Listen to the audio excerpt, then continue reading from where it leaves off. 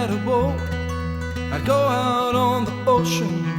And if I had a pony, I'd ride him on my boat. And we could all together go out on the ocean, setting me up on my pony, on my boat. Now if I were Roy Rogers, I'd sure enough be single. I couldn't bring myself to marry an old dame. Where am I going? I don't know. Where am I headed? I ain't certain. All I know is I am on my way. When will I be there? I don't know. When will I get there? I ain't certain. All I know is I am on my way. Got a dream, boy, got a song. Paint your wagon and come along. Where am I going? I don't know. When will I be there? I ain't certain. When will I get? I ain't equipped to say. But who gives a damn? Who gives a damn? We're on our way. That was a song that Jim would always sing when they started a trip or an adventure. Jim and Esther would always sing Paint Your Wagons. Thank you guys so much for coming to celebrate this awesome, awesome dude. Right? Yeah. How cool was Jim Kloss? Yeah. Oh my gosh. I am Liz, his beloved niece. Also the only niece, but that's okay. Well, there is Ruby. Good job. Right on cue.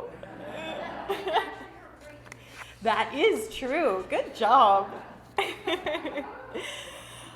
Well, I wanted to give you I know you all know Jim, but just a quick primer of some Jim Kloss items that you will hear today. So you're going to hear about Black Lake. That is our family cabin in Michigan. You will hear about the Appalachian Trail. He was a through hiker on the Appalachian Trail in 1991. And that is where he met his life partner, Esther. And let's see, what were my other items? That's the primer. No, also Whole Wheat Radio. You're gonna find out about Whole Wheat Radio. Jim was a podcaster before podcasting was cool. He hosted a radio station and he spoke and had musicians play, a lot of independent artists, and he helped support all of them. So you're going to hear all kinds of amazing stories about Jim, and just so you know, there will be an open mic section. So if you want to stew about it during this ceremony, you're welcome to, but we'd love to hear stories from all of you. So we're going to get started with with Esther, sorry. Yep, here we go. We're on it, guys, we're on it. Don't worry, I'm here. So we're gonna get started with Esther Golton, Jim's life partner and recently wife. And she's gonna be reading Khalil Gibran.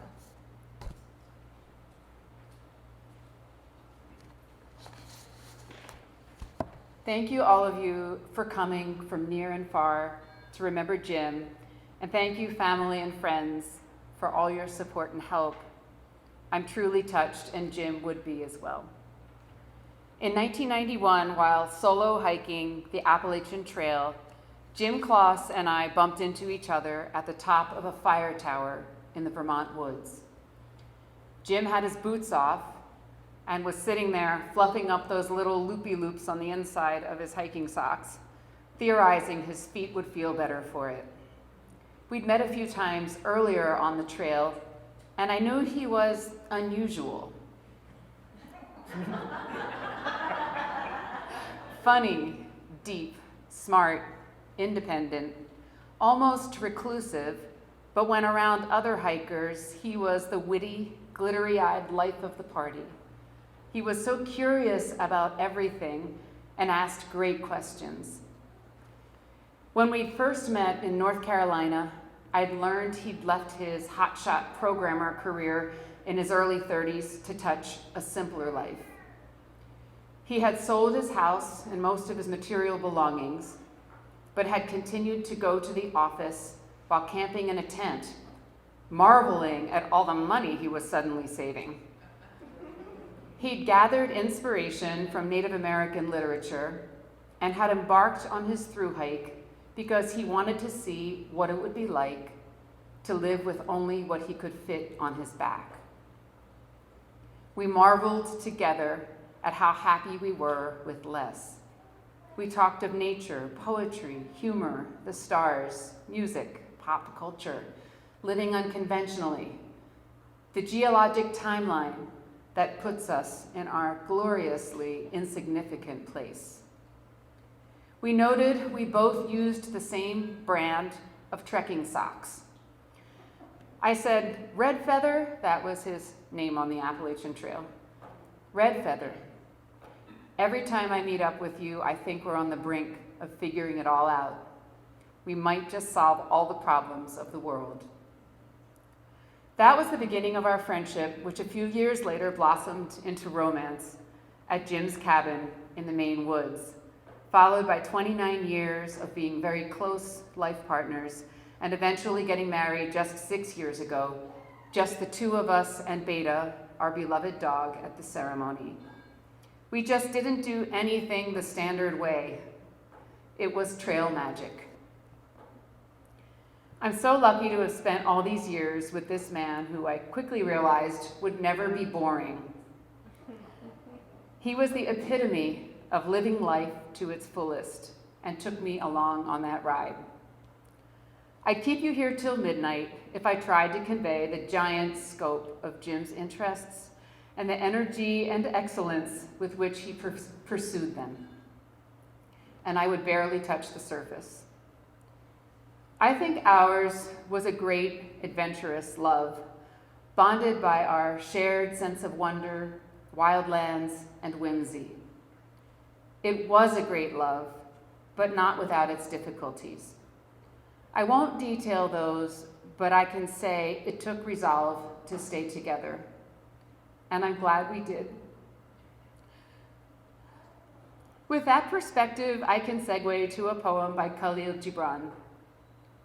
It's in The Prophet. Here is the copy that was left to him by his father, Donald. Jim loved this book, and particularly loved this piece on love, and often quoted it. It's so apropos, it makes my socks hurt. So Jim, I love you, and you get another "you were right." This is a good one. On Love by Khalil Gibran. When love beckons to you, follow him, though his ways are hard and steep. And when his wings enfold you, yield to him, though the sword hidden among his pinions may wound you. And when he speaks to you, believe in him, though his voice may shatter your dreams as the north wind lays waste the garden. For even as love crowns you, so shall she crucify you, and even as she is for your growth, so is she for your pruning. Even as he ascends to your height and caresses your tenderest branches that quiver in the sun, so shall he descend to your roots and shake them in their clinging to the earth. All these things shall love do unto you that may know the secrets of your heart, and in that knowledge become a fragment of life's heart. But if in your fear you would seek only love's peace and love's pleasure, then it is better for you that you cover your nakedness and pass out of love's threshing floor into the seasonless world, where you shall laugh, but not all of your laughter, and weep, but not all of your tears. Let these be your desires, to melt and be like a running brook that sings its melody into night, to know the pain of too much tenderness, to be wounded by your own understanding of love, to wake at dawn with a winged heart and give thanks for another day of loving. to rest at the noon hour and meditate love's ecstasy, to return home at eventide with gratitude, and then to sleep with a prayer for the beloved in your heart and a song of praise upon your lips.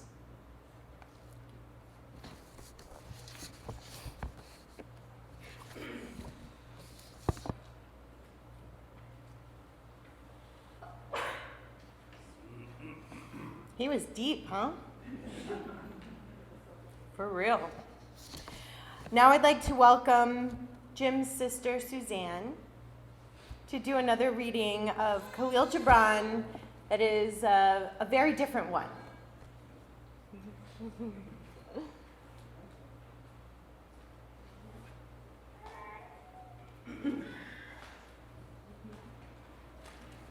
Thank you, Esther. Lovely. I'm Suzanne, Jim's older sister. Cindy is the oldest. I'm the middle kid, and Jim was the youngest. And Jim and I actually were both born on January 8th, 2 years apart. And that was always special. No one knew until 10 days before, not Jim, not the medical professionals, not his family, that he was going to pass. He called me on a Wednesday and said, "Are you sitting down?" I said, "No, why should I be?" And he said, "I think so." And he told me. And he said, "Can you be here on Friday?" Of course. So Cindy and John drove, and I rode with Cindy and John. We got there on Friday. They brought Jim home by ambulance from the hospital on Saturday. And I don't know if it was Saturday, Sunday, or maybe the next day, but we all had tasks that we were doing around the house to help Esther and help Jim. And I was in his office getting tape or scissors or something, sitting on his office chair in front of his desk. And Jim kind of collected odds and ends. So, louder? Closer to the mic. What, lower? Closer. Get closer. Closer. Thank you. So, kind of looking around at his interesting collection, and Jim, as most of you know, after he left the corporate world and hiked the Appalachian Trail, he became Mr. Nature. If anybody was one with nature, it was Jim. And on his bulletin board, big 8.5 by 11 piece of paper, was a piece of writing. So I knew it was important to him because it was right there and very big. So I read it, and sometimes I take things too literally. I thought, what the hell is this thing about? And as I read farther down, there are many interpretations, but immediately, because of the situation, and because Jim was actually in the next room, literally dying, to me, immediately, my interpretation came to me. When I got to the end, I said, classic Jim. This is classic Jim. And so that's why I wanted to read it to you today. Read or recite it, whichever way it turns out. Didn't memorize, but I practiced a lot. A poem, excuse me, by Khalil Gibran. Fear. It is said that before entering the sea, a river trembles with fear. She looks back at the path she has traveled from the peaks of the mountains, the long, winding road crossing forests and villages. And in front of her, she sees an ocean so vast that to enter there seems to disappear forever. But there is no other way. The river cannot go back. Nobody can go back. To go back is impossible in existence. The river needs to take the risk of entering the ocean, because only then will fear disappear. Because that's where the river will know it's not about disappearing into the ocean, but of becoming the ocean. Thank you.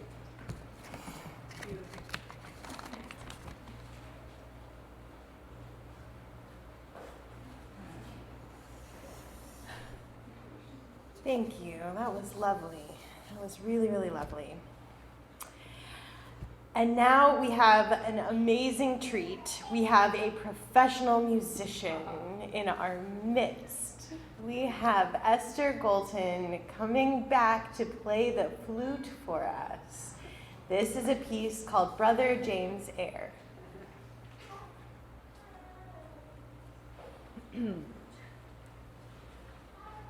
I can just hear Jim saying, "Oh, too much Esther." By way of introduction to this piece, Jim as an adult did not subscribe to traditional religiousness, but rather found his spirituality in his connection to the natural world, science, and the universe. He was raised Christian. His mother, so he told me, used to say, "Well, I'd hope that if I gave you the middle name Christian, you'd turn out to be one." I'm about to play for you a simple hymn Cindy picked out that was titled to honor a brother named James and sets to music Psalm 23. I can just hear Jim's ghost ranting at the microphone on whole wheat radio. Pomp and circumstance coming through the speakers, his hand on the mixer as he brings the music level down in the background, grumbling, "Well, okay, if you believe in the flying spaghetti monster and want to include that in my memorial, go for it." He brings pomp and circumstance music back up, gradually growling, "In my current state, I don't have any say about it anyway." At the same time, Jim acknowledged his Christian upbringing, respected the comfort it brought others, and valued the best teachings from that tradition. Not only the best teachings, but the best music, which for him was choral music. In the weeks leading to Christmas, our dwelling would resound with the Mormon Tabernacle Choir, like all day long, volume up, loud. It's what he'd grown up with, and he loved that music. Getting to hear the Westminster Williamson voices in the Cathedral Basilica in Philadelphia was a recurrent highlight of this last decade, as was hearing a concert of Gregorian chant in the Notre Dame in Paris. In that sense, songs of praise like this one were a part of his life, and for him, the beauty of the music itself transcended words, no matter their source.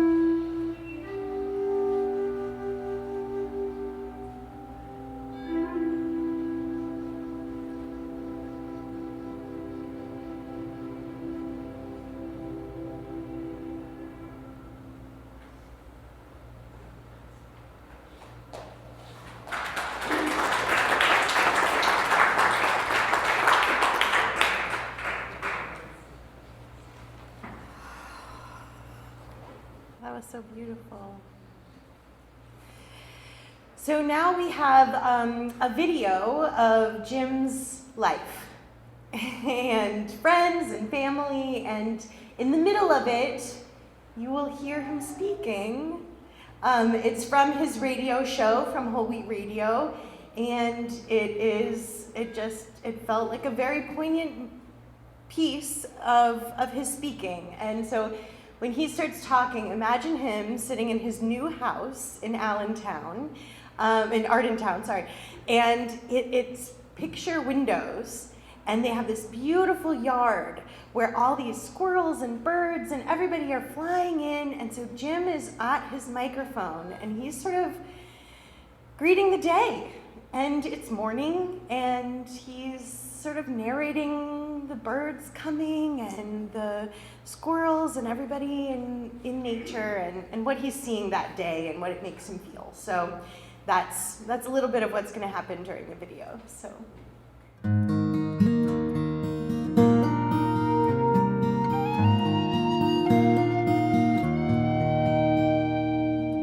Setting out on this journey, I packed up my regrets. Now I sit here in this shelter. Seems I don't have many left. And so I'm writing you this letter on this rainy April day. You said your heart needed some distance, and so I walked away. I would gladly walk from Georgia all the way to Maine. I would cross the creeks and the mountain peaks, whispering your name. And if you asked me, I would do this. I would go and not complain. But this walk's for me to find my peace in the Appalachian rain. Looking out on the Blue Ridge, I pulled a pebble from my shoe. I threw it down into the valley. Then I sat and thought of you.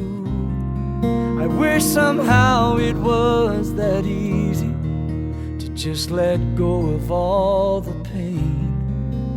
But it's not, so I keep walking in the Appalachian rain.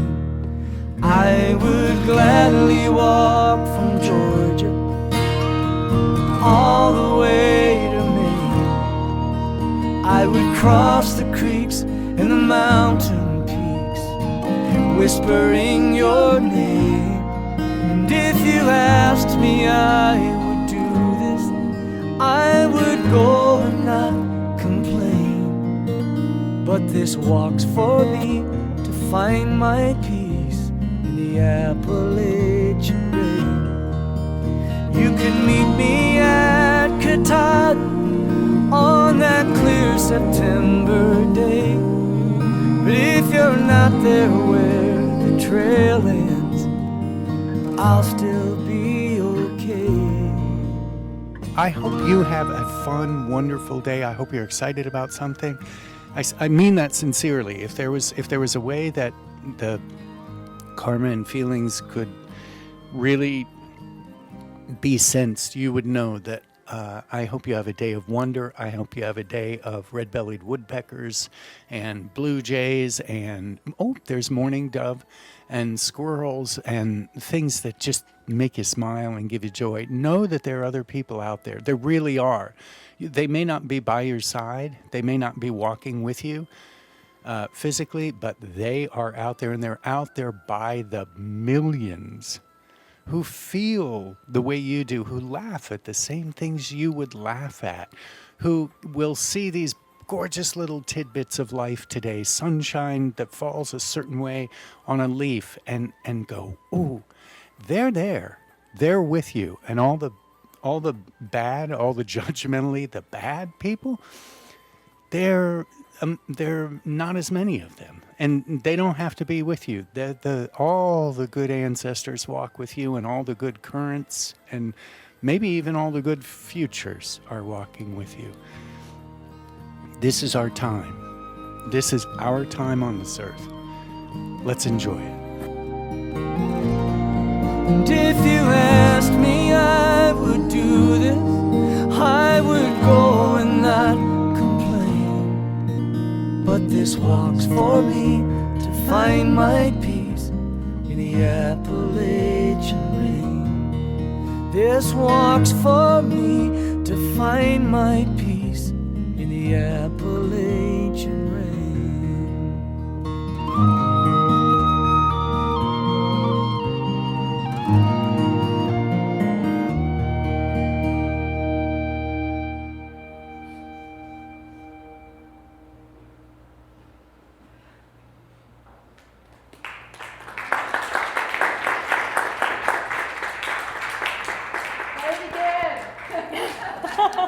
I'll send you a copy.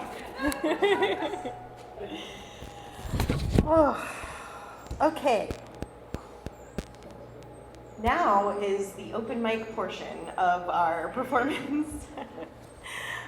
So we would like to invite anyone, as a family, we were part of Jim's life in only a certain way. So if anybody has stories or anecdotes they want to share, we'd like to invite you to do that. And while you stew about it for a minute, I will share my own personal remembrance.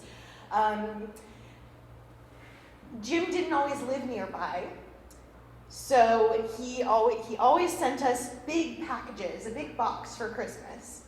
And it was always my job to open the box and read the letter from Jim, because I'm the performer of the family, if you didn't notice. So I always read the letter. And I also remember him playing chess by mail with our family. So we would keep a chessboard set up in the living room, and Jim would send a letter, and we would go run, run, run to this chessboard, and we would read from the letter what piece to move where. So it must have been somewhere in middle school when I decided what my handwriting would be. I know this feels like a non sequitur, it's not. I decided to be unique and cool and different, like my cool Uncle Jim, and write in all capitals. All capital letters, and to this day I write in all capital letters, and so did Uncle Jim. I don't know if it came from reading those letters from his Christmas boxes, or the letters from moving chess pieces, or what it was, but I looked up to him, and now, to this day, whenever I write a little grocery list or any note, or literally the notes here, I think of Jim because of a silly thing like handwriting. But in a way, he helped pave the way to be different and unique.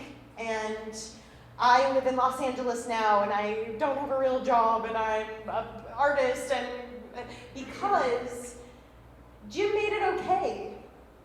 And that is one thing I would very, very much value from him, is making it okay to be different and unique and an artist. And thank you, Uncle Jim. Does anyone else want to share anything? Yes, I'm coming. Hi. My name's Patrick Howard. I graduated with Jim in 1974. Went down and got our high school diploma. We went up to, I went to Ohio University. He went to Bowling Green. After we got done with that, I went to the Navy, and again to watch nuclear missiles will be. The thing about it was the most killer was what Jim did. Everybody, you have one finger, you put on the computer, you turn it on. Is it the computer that Jim created? No. He operated the operating system that Bill Gates bought. I said, Jim, come on, you can make a bigger computer. You can make a better. How about the microchips? He says, no, Patrick, you don't get it. It's the software. I said, oh, come on, how can you make the software? You have $100, just a million people. You have 100 million, there's a billion. The operating system for Microsoft cost about $170, $180. Jim was working 80, 90 hours a week. I said, Jim, I'm working for this lousy corporation too, and I'm not a millionaire. He says, yeah, but he says, I've got a percentage of that take. Oh, come on, Jim, software? What is software about? It took me a couple of years, like my 5th year in mechanical engineering school, in engineering college, and I started realizing it is the software. We had software crash at OSU. And here I had 150 hours on this one program that I did, and it crashed. And I'm thinking like, Jim's right. It took me 5 years to realize that Jim was the creator of the Microsoft system because it was supposed to have been sold for $600,000. And he bought it from the guy that was creating it, and there were 20 others. And he did this for 7, 8 months. 80, 90 hours a week. He said, I finally passed out the other night. He said, I was really peaceful with myself. And I'm thinking, Jim, I said, I'm tired too, but I said, I'm working 60, 70, about 80 sometimes. I said, I want to throw in the towel. And Jim was part of it. Every time you go up to the operating system and it gets into the computer, when you get the price for the gas, when you go to navigation, think of one person, Jim Kloss, JK. When you think of it, I kept thinking, Jim, you're crazy, come on, you know. But somehow, he thought, wait a minute, we just have a million computers, $100, $100 million. Well, how many people? In 1976, we bottomed out on the maximum amount of people on this planet. In 1976, there's what now? 6, 7 billion people on this planet? So take 180 and multiply that times 6, 7 billion people. But Jim was the one that created the Microsoft software, and Bill Gates was the one that bought it from the program, and he was the one to sit there and initiate that one. Now, there's an applause for that one. Thank you. Yeah. You also need to say yes. Here we go. Hi. I'm going to stand. Yes. My name's Bill Coleman. I have a beer because 4 weeks ago on Wednesday, May 31st, cracking up my sternum, buddy. Open up. That's good. Bad bacteria. Anyway, I didn't want people to think I was like totally off my rocker when I had that's why I told you that. I'm a Wendy's corporate guy. I met Jim back in 1982 at Wendy's. Jim he did something that IBM said had never been done before. He created a point of sale system, as it's called. IBM, I think it's called 3680 calculator system, something like that. And Jim was doing things. This is back in the very early days of what we call PCs. Remember PC? Apple, TRS, Crash 80s, etc. Jim was running what's called an RBBS, or remote bulletin board system. They were called SysOps, system operators, and Jim running that. And I hung around Jim. Jim was a chance. Back in the days when smoke just kind of filled the room, they went through phases in corporation. They're putting in air purifiers and pretty much banning it. But Jim was just like nonstop, work, work, work, work. And he was such a visionary. The guy was magic, okay? He told me, he said, Bill, he said, you keep working on this PC stuff. He said, PCs are the future. This is where it's going to go. It's all getting smaller. And I took that to heart. And I'll be 68 in December. I think we're close to the same age. And I looked at Jim. I'm speaking about him in the present tense, sorry. But I looked at Jim as a mentor. I mean, for sure a technology mentor, but even as a person, as a friend. Lost track of Jim when he went down to Atlanta. One of the companies that Wendy's worked with, point of sale stuff, such good. And I would always go out on the internet on occasion and look around and see if I could find Jim. And I found him at Whole Wheat Radio in Talkeetna, of all places. I found, whoa. So I spent months going through pictures and trying to get caught up with everything that he'd been through over the years. And I met lifelong Facebook friends. I had to write a couple of them down. Randy Fullerton, Ray Strutton. I don't know if nobody but Esther probably can learn these people. But I became aware of musicians like Danny Schmidt's on. Is he here? I'm sorry, I don't recognize you because I'm old. But I wouldn't have known about all this stuff going on were it not for Whole Wheat Radio and Jim Kloss. I just wouldn't. You know, and so many people that he touched through that creation, so many, I mean, worldwide. And I was so crushed when it had to stop. I get it, I understand why and a little bit, I was just so crushed. But just an amazing guy. And I'm so thankful that Jim met Esther. I just think we're really good for him. You know? I just really believe that in my heart. We got to know Esther a little bit. She came to Columbus and did a house concert. Yep. And there's an album called Stay Warm. And there's one song in there that, even though the lyrics probably don't fit, Nectarine and Avocado. I remember that. It made me think of Jim and you, Esther.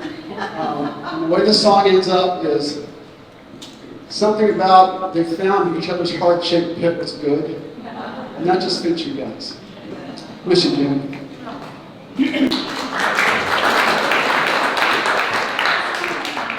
Respond to two things that Bill just said, and thank you. That was wonderful. Number one is, actually, yeah, I just want to respond to two things he said while it's still in your heads. Jim brought Whole Wheat Radio back up very quietly in 2020 to kind of cheer up people who were trapped at home during the pandemic, and it's still running, and he did ask me to end it, but I haven't done that yet. And so I printed the URL. You can't find it by Googling it, so if you're interested in hearing Whole Wheat Radio, and another really neat thing that he has kind of running on the internet that I can explain later, just come get me and I will give you one. And then the second thing was, because I'm no longer performing music and I have a lot of CDs sitting in boxes, I do have the CD you're referring to with Nectarina and Avocado, a whole bunch of them with me. So if you would like one, they are take-home gifts. Just again, maybe I'll put a stack of them on the table or come and ask me. Okay, onwards to the next person. Right. Who else would like to share? Oh, Sue, yes. I actually sit here have two stories about Jim, and I couldn't decide which one to tell. The first is Kevin here. Kevin Hayes. I'll tell Weasel Man first. In high school, Jim met Kevin Hayes. And Kevin, you didn't know about Kevin, and became good friends. Kevin lived actually down the street from where I live now, still lives down the street from where I live now. And at night, Jim used to sneak out the second-story window onto the roof, jump down, and went to Weasel Land. Kevin's name was Weasel. Jim's name was Boss Moss. I don't know how many people there were, but it was known as Weasel Land. Basically, it was a drinking party. And Weasel told me they also discussed philosophy a lot.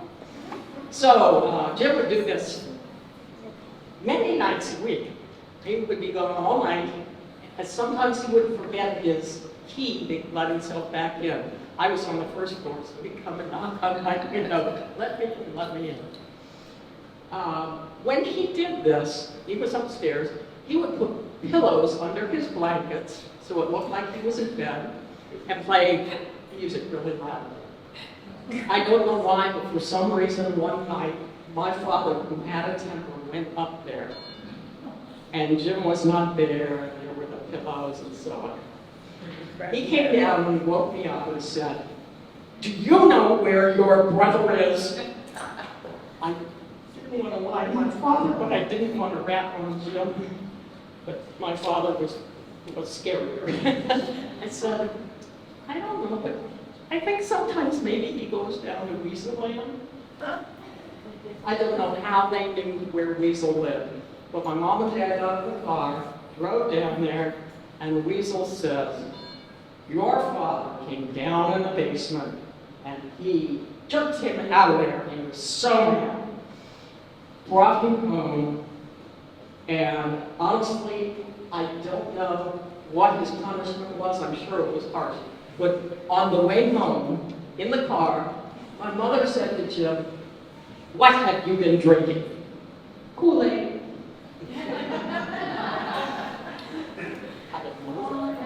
The other story is about the M80s, and neither of the people was able to come today. He had to be in about 5th grade, and there were a lot of kids in the neighborhood, 2 that were my age, so 2 years older than Jim, Justin and Flip. I don't know if they were just riding by the school or what, but we had kind of an underground fireworks hotel in the neighborhood. I was the only girl. And we would buy and sell and trade firecrackers, including M80s and cherry bombs. I don't know if anybody knows what an M80 was, but it's stronger than a cherry bomb. They were developed for the military to simulate artillery fire and grenades. Not as big as your thumb. Wick coming out the side. Well, the 3 boys decided to go to our elementary school, wind up on the roof. I have no idea how they got there. And they threw, you know this story, don't you? They threw lit M80s down the chimney into the school furnace. Boom! Wow. I don't know how many there were. Thank God they didn't blow up the furnace because it could have. Somebody called the police. Justin and Flip, 2 years older, got on their bikes and raced away. Jim, a little bit younger, didn't make it. The cop came, and he brought Jim home. And again, my father was there, brought him home, came in the door, told the story. And my father said, "Take him to the pokey, throw him in jail." He was serious. And of course, the cop didn't do that. Jim was in big trouble. And the only punishment I can remember is we had a big awning tent in the backyard that he played in a lot. My father made him take the tent down. I don't know what else, but he probably never lit an M80 again. They were illegal now. Classic Jim. Yes, I'm headed your way. Oh my God. Hi, my name is Becky Reed Leakbell, and I've known Jim since kindergarten, and maybe a little longer than that because our families were friends. Our mothers were in bridge club together. Now, those mothers in bridge club together meant they were always talking and they were keeping tabs on all of us. But forget what Suzanne said. Early in our days, we were really very goody two-shoes and so forth in school. But in 2nd grade, Jim was cast by the teachers as Prince Charming in our class production of Cinderella. And of course, that was typecasting. We all thought that was perfect. And I had the role of his mother, the Queen, with one single line, "Come, let's call the prince." I still remember, I remember our costumes. It was a vivid memory.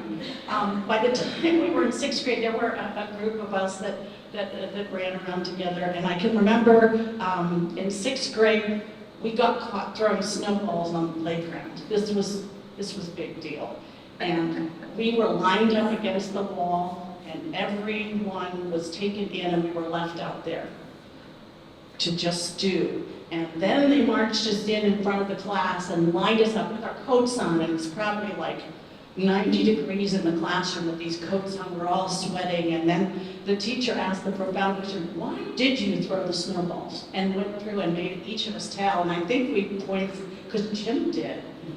That was our pat response. We ended up in junior high school in Latin class together, and about that time, I think his evil genius was really kind of kicking in, and we were kind of the good kids, but boy, in that Latin class, this poor woman, it was her first year of teaching, and we took such advantage, and at one point, they had this plan that we were going to run out of the classroom and leave her.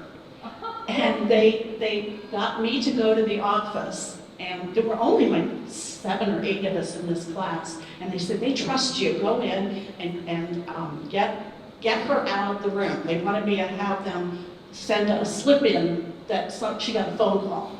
And so we knew she lived at home with her mother, and we wrote, your mother called on it. And the person came in, and this poor lady, if she'd been paying attention, we were all giggling, and you just knew something was up. And she went out, and we grabbed our books and we ran out the door. Now we were not savvy enough to realize our class was in the teacher's lunchroom, which was right in the front of the school. And when we hid outside the door, we were outside the window of the principal's office. But we were all out there, and they came and took her. She gave her. Well, we're out there. She comes back in. She's got her head on the desk, and she's sobbing. And this is the horrible part of the story. What we didn't know is her father was very ill, and she was waiting for a call from her mother. So we felt so bad. It was just a terrible thing. And we had some other hijinks in Latin that I won't even mention here because it got worse. There was talk of prosecution, and we spent a very nervous summer as we headed into high school because of that. But Jim was such a dear, dear friend for all of our lives. We lost touch for a while and then reconnected. He happened to have the same birthday as my first daughter, and those mothers that talk had told him that, and he sent her a copy of a book that our teacher had read us as a class read aloud that we loved, that was The Secret Garden.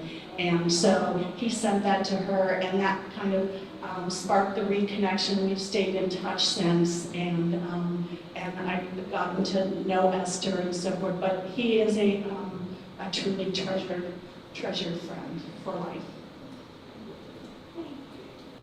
I won't run the light. Yes. I won't run the light. I'll time for myself. Hey, I won't run the light. I'm a comedian, so I've got my timer going. I just want to say, I moved to Talkeetna in my late 20s.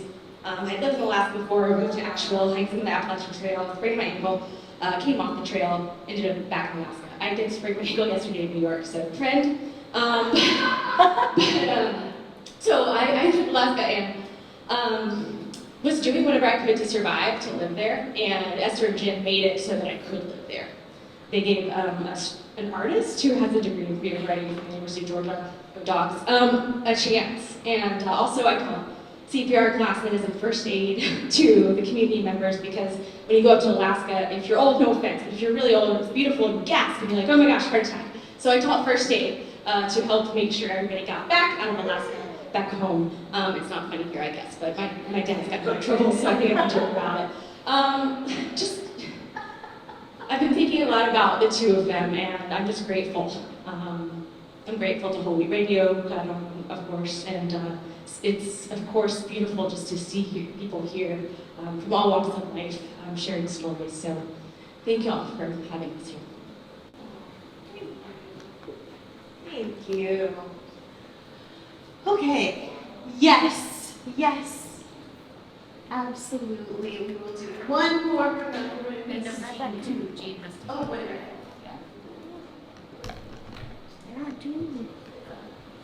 I'm Esther's mother. I'm Esther's mother, and mother-in-law Jim. I just wanted to say he collected a lot of friends wherever he went. Whenever he went, somehow he collected friends. My husband and I went to visit our daughters in Alaska many times, especially when there was a direct flight from Philadelphia to Anchorage. And we did come one time, and I was very annoyed and disappointed that we never got any fresh sound. Wow. So, yeah, a whole week we were there, and we were served nicely, but no fresh salmon. So Jim helped kind of that I was disappointed. And lo and behold, in the early evening, he came with a fresh salmon that a friend gave it to him. He fished it the morning before from the river. So I just wanted to share it.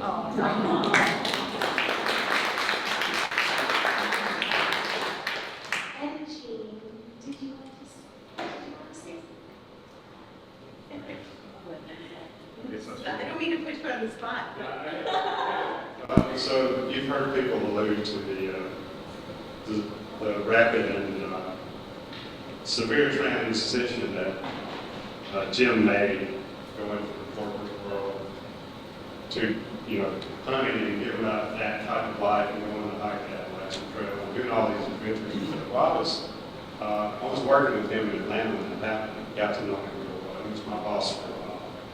That transition was not rapid. It took a number of years. It was a very painful. It's almost like you think about a caterpillar turning into a butterfly. That's the way it struck me is that he eventually decided that the corporate life wasn't for him, but he didn't know how to leave it. So he started shedding all these parts of his possessions and his everything. He got divorced. He sold his house. He moved to the lake. One story was that he bathed in the lake. He was staying at this Army Corps of Engineers park. He bathed in the lake with his clothes on, so he could multitask. At the same time. And then he come into work, and he was trying to finish this product. I've got a long story. I'll skip it for now. But he eventually decided that and he reached a point where he just could not finish this exceedingly difficult task. And he decided at some point he was a switch flipped inside of him. At that point, when he, after months of living in the office and working 24/7, just without drinking warm beer and smoking cigarettes and drinking coffee all day, that was his life for a long time. And I was in the office next to him, and he would play these particular songs on the radio, on this cassette player, and he'd rewind them and play it over and over and over and over. I got the joy of listening. Green, green, I'm going away, 100 pounds. Anyway, that's pretty much it. I just wanted to point out that incredibly good friend, just really, really loved me a lot. Sorry to see you way too early. Yes. Hi. I'm Robert. I'm learning a lot of stuff about Jim today. I never knew he did that. I was his roommate in college, senior year. It's sort of like Suzanne's story. I would come into the room and he was always sleeping. And now I realize he had the pillows there. And we must have been out studying and learning about Microsoft and this and that.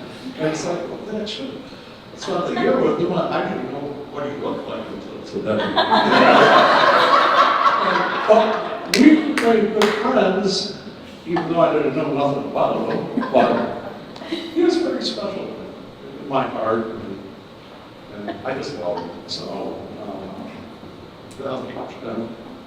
thank you. Thank you, everyone, for all those lovely stories.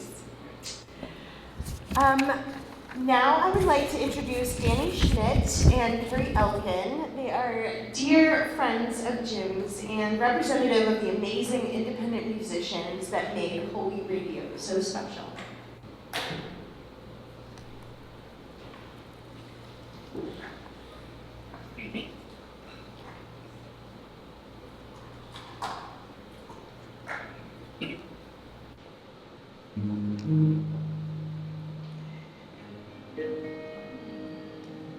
Hi.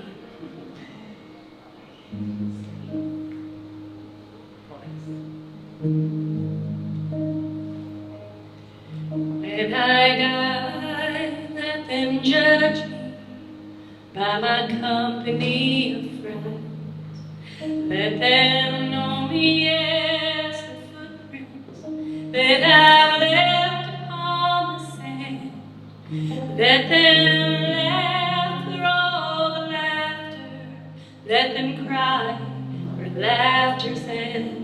And when I die, let them judge me by my company of friends.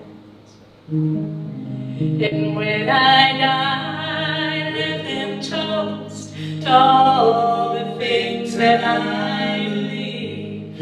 Let them raise a glass to consciousness and not spill a drop of grief. Let the bubbles rise at midnight. Let their tongues get light as thieves. And when I die, let them toast to all the things that I believe.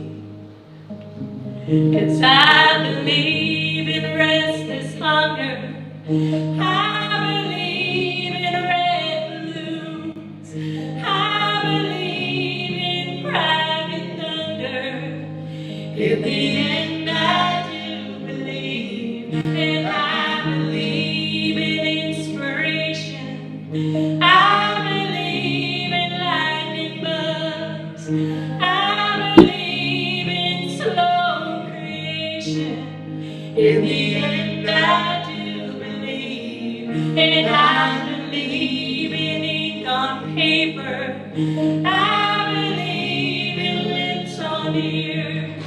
I believe what's shared is favored. In the end, I do believe, and I believe in work on Sundays. I believe in raising bars. I believe in wasted Mondays. In the end, I do believe, and I believe in intuition. I believe in being wrong. I believe in contradiction. In the end, I do believe, and I believe in living smitten. I believe all hearts will mend. I believe our book is written by our company of friends.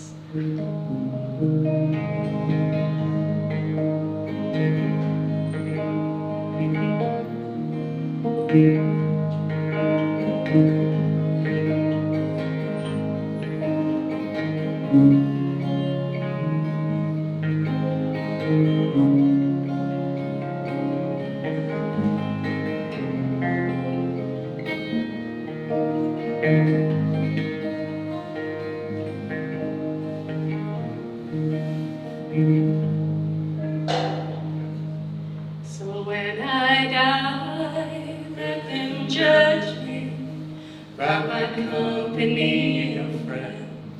Let them know me as the footprints that I left upon the sand.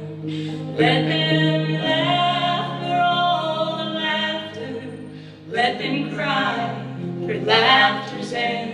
And when I die, let them judge me by my company of friends.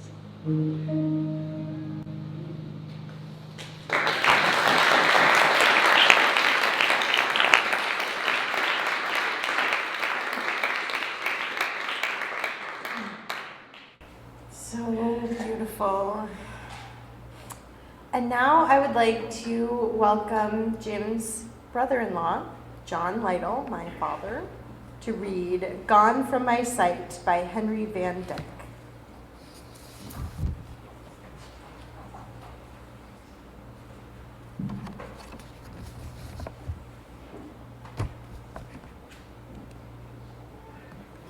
I am standing upon the seashore. A ship at my side spreads her white sails to the moving breeze and starts for the blue ocean. She is an object of beauty and strength. I stand and watch her until, at length, she hangs like a speck of white cloud just where the sky and sea come to mingle with each other. Then someone at my side says, "There, she is gone." Gone where? Gone from my sight, that is all.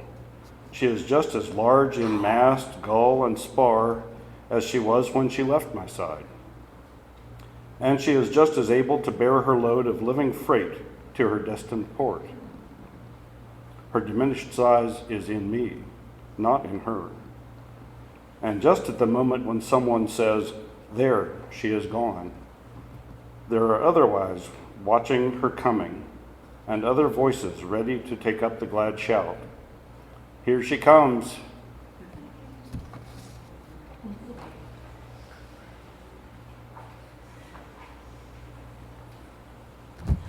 Just gone from our sight. I like that.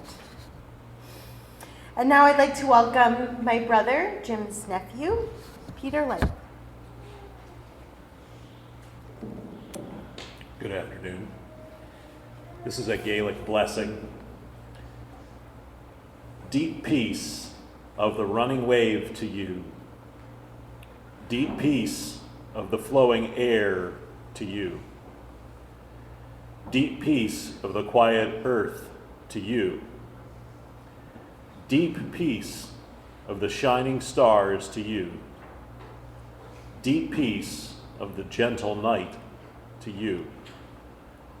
Moon and stars pour their healing light on you. Amen.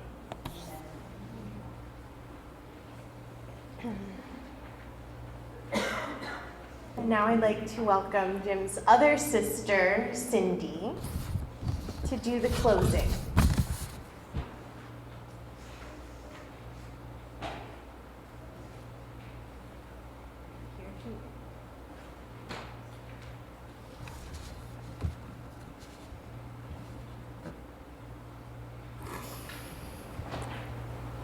Jim, we have laid your body to rest, but not your spirit. It remains with us. And so, may the road rise up to meet you. May the wind be always at your back. May the sun shine warm upon your face, and the rains fall softly on your fields. And until we meet again, may God hold you in the palm of his hand. Amen. Amen.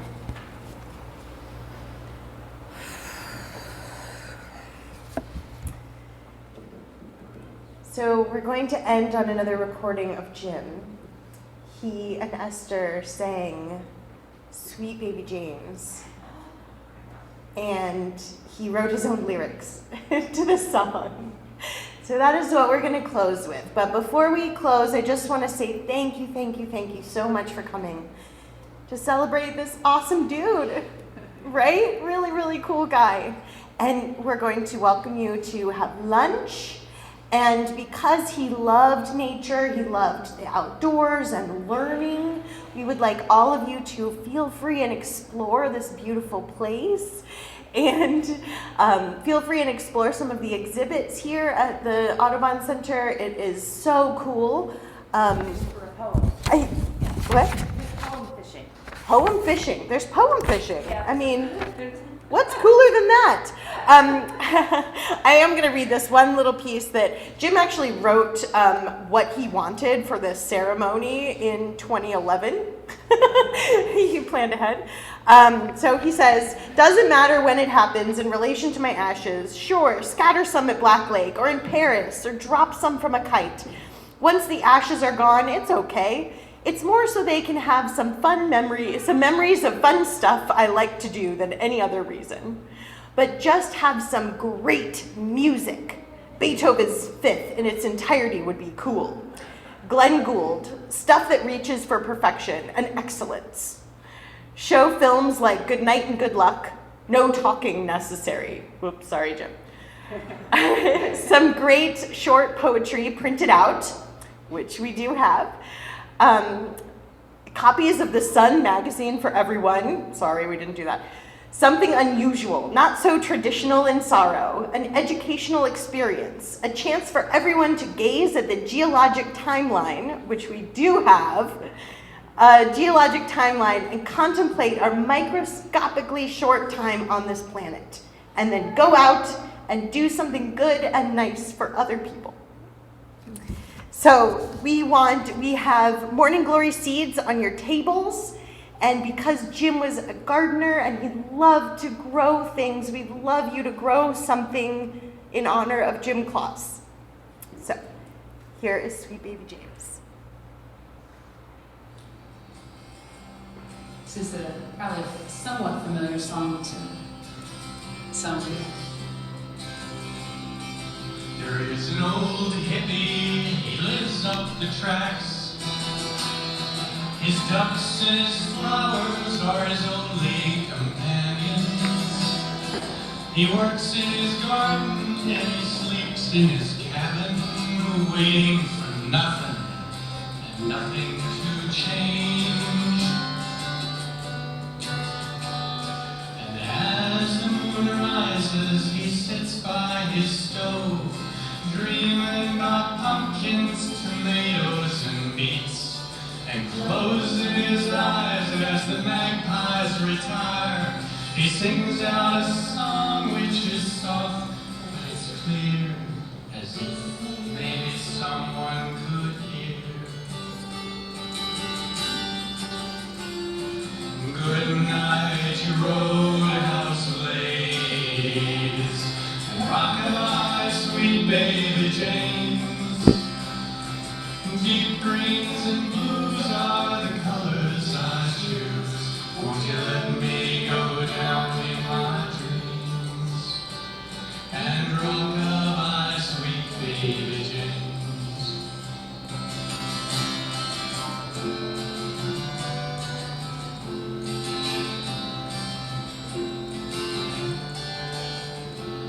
Well, the 1st of October was covered with snow.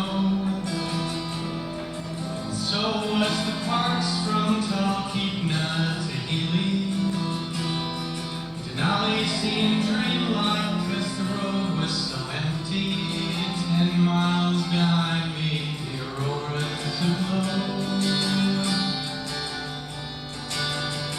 Well, there's a song that they sing when they take to their buses. A song that they sing when they buy all they see. A song that they sing of some God in the sky. Maybe you can believe it if it helps you to sleep. But a garden works just fine for me. So good night, roadhouse ladies, and rock